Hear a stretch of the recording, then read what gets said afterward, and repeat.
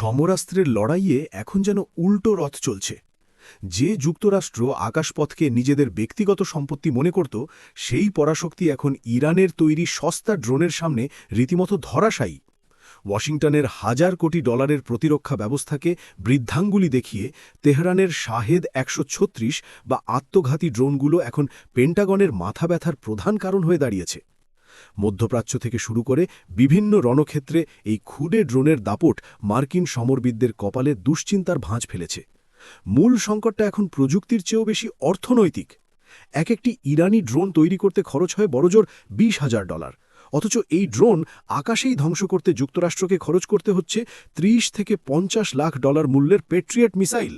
একেই বলে মশা মারতে কামান দাগা।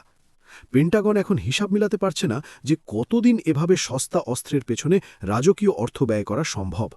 রাডারের চোখ ফাঁকি দিয়ে একদম মাটির কাছাকাছি উড়ে আসা এই ড্রোনগুলো শনাক্ত করাও এক প্রকার অসম্ভব হয়ে পড়েছে। মরার ওপর যেন খাড়ার ঘা হয়ে দাঁড়িয়েছে ইরানের ঝাঁক বেঁধে আক্রমণ করার কৌশল। একসাথে ডজনখানিক ড্রোন ছুড়ে দিয়ে তারা মার্কিন প্রতিরক্ষা ব্যবস্থাকে পুরোপুরি বিভ্রান্ত করে দিচ্ছে।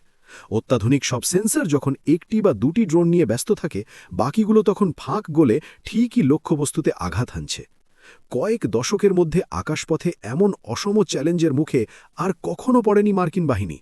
নিষেধাজ্ঞার শিকল পায়ে নিয়েও ইরান যেভাবে বিশ্ব মোড়লকে নাস্তানাবুদ করছে, তা যুদ্ধের চিরাচরিত সমীকরণই বদলে দিচ্ছে।